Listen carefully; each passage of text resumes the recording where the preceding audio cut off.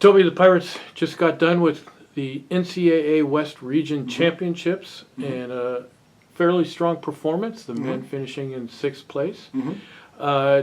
Talk about how we ended up and how you feel about it. Yeah, both squads ran well. You know, on the women's side, it was a great season. We were struck, unfortunately, with some sicknesses and some untimely sicknesses this year, where we had people getting sick on Thursday, Friday of a meet week, and that happened for conference. It happened for regionals. But you know, that's just the way it works in our sport. But the women who raced on Saturday, unbelievable. Had a couple that raced sick, and they did great. Michaela Buckley and Courtney Osborne particularly. And then our top 5 women ran great. You had freshman Cadence Carrington, who has been kind of a 6, 7, 8, even 9 runner all season, gets up there and runs number 5 for us and runs a good time and helps the team score.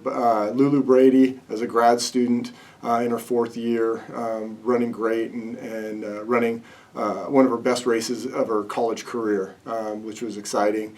Ashlyn and Kesley always running great in that 2nd, 3rd spot, usually are in 4th, and then Abby Staley, all-region runner. And so women's side was great. On the men's side, couldn't ask for more. You have either season bests or PRs from all 7 guys that raced. And we give out awards at the end of the race, and it was super hard to figure out who do we give it to. And we even gave 2 awards out, and it was hard to narrow down to 2. But big PR by Alex McIntyre, 31-second lifetime PR, which is great, on a course that wasn't like a racetrack. I mean, it was by all definitions a cross-country course. It was almost survival of the fittest. People could have rolled ankles and not finished the race pretty easily. But then, we ended up with 6th place. Would have loved 5th. Would have loved 4th. 3rd would be a big stretch, but glad we didn't get 7th or 8th. Talk about having 3 guys earn honorable all-region. Yeah, London Haley, sophomore, had a great season last year, came out of the gate really well this year, and he led the race. He led the regional championship race, for probably the first almost mile, and then faded a little bit, but didn't drop out the back. He didn't fall apart. To his credit, he gave himself a shot and still ended up being an all-region runner and ran his 2nd best time, I think, lifetime. And his fastest was on a WSU course that was pretty fast. So arguably it could have been his lifetime PR in this race. James Dugenet, awesome senior year. 9th in conference, 9th out of the conference runners at the regional meet. A lifetime PR, the magical 25 minutes, missed it by 1 second, so that's a little bittersweet thing. And then obviously Alex Peters finishing 15th. I tell our top runners, if you want to go to nationals, you got to be at least 15th at the regional championships. You got to be 15th. And his dad actually asked before the race, like, what does Alex need to do? And I said, well, top 15 for sure, if not top 12. And well, he got 15th, and 15th was enough.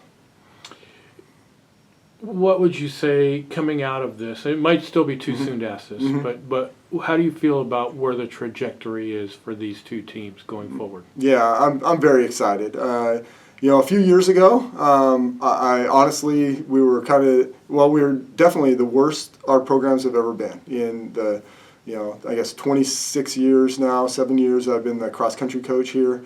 Those 2 years a few years ago were not great. And luckily, thankfully, we turned it around, and now we're at a place where, as you said, the trajectory is really good.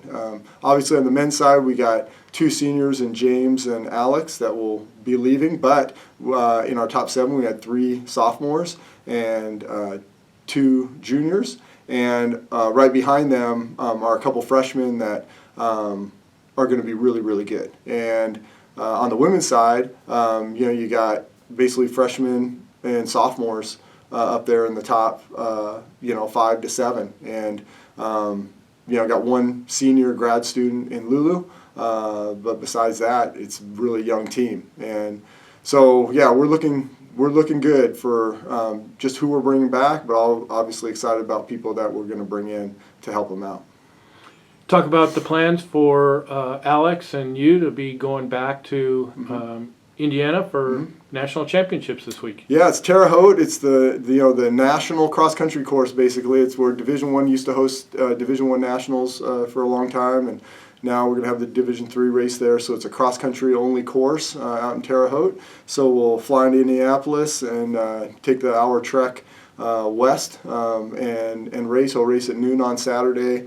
Local time there, so 9 o'clock Spokane time, and big race, 280 people. The thing, I've been to nationals almost every year that I've been here, and we've had, All-Americans and all kinds of stuff, and really good teams, and no matter what I say, no matter how we talk about it, it's an overwhelming experience because you've got 280 runners about, and they're all within about 2 or 3 minutes, and so if you can do math, if you take 2 minutes, that's about 120 seconds, and then you got 280 people, you're looking at about 2 people per second.